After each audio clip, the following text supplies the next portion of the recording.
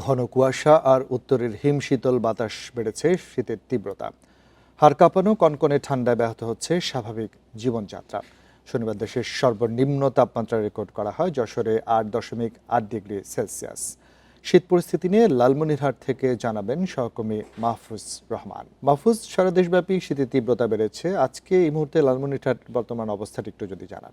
দেখুন, উত্তরের হিমেল হাওয়া আর কনকনে কুয়াশার শীতের কারণে কিন্তু লালমনিরহাটের যে জনজীবন বিপর্যস্ত হয়ে পড়েছে। আমরা দেখেছি যে গত কয়েকদিন থেকে দুপুর গড়িয়ে গেলেও কিন্তু লালমনিরহাটের আকাশে সূর্যের দেখা মিলছে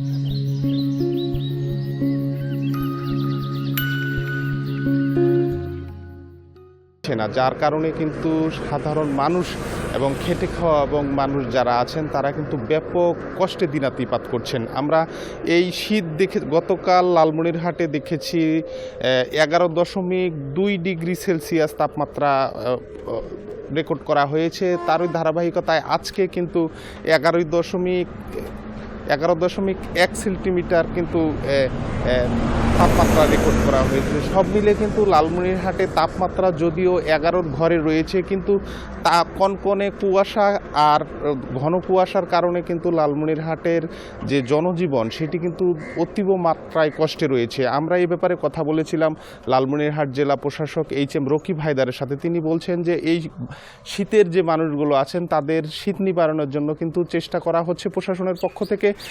এখন পর্যন্ত কিন্তু লালমনিরহাটে 10,000 কম্বল বিতরণ করা হয়েছে এবং তারা বলছেন যে আগামী দিনে তারা 50,000 কম্বল বিতরণ করার কিন্তু একটি পরিকল্পনা গ্রহণ করেছেন।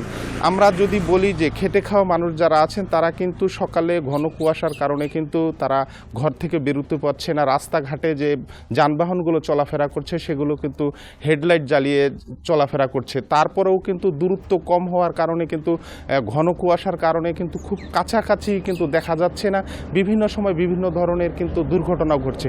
আমি কথা বলেছিলাম এই ব্যাপারে, বিশেষ করে চরাঞ্চলে যারা বসবাস করেন, চরাঞ্চলের মানুষের সাথে কথা বলে আমি যেমনটি জেনেছি তারা বলছেন যে শীতের যে তীব্রতা চরাঞ্চলে ব্যাপকভাবে তাদেরকে আগ্রাসনের সৃষ্টি করেছে এবং তারা কোনোভাবেই এই শীত নিবারণ করতে পারছেন না। বিশেষ করে যারা খুব গরিব মানুষ তারা কিন্তু খড়কুটো জ্বালিয়ে কিন্তু শীত নিবারণের চেষ্টা করছেন। আরেকটি বিষয় আমি দেখেছি যে লালমনিরহাটের যে ফুটপাতের যে মার্কেটগুলো আছে সেগুলোতে কিন্তু শীতবস্ত্র কিন্তু বিক্রির ধুম পড়ে গেছে।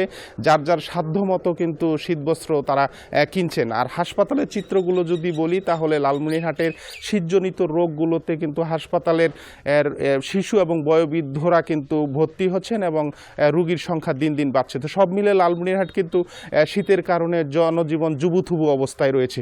তো এই ছিল আমার কাছে লালমনিরহাট থেকে শীতের সর্বশেষ। লালমনিরহাট থেকে সহকর্মী মাহফুজ রহমান জানাচ্ছিলেন শৈত্যপ্রবাহের খবরাখবর।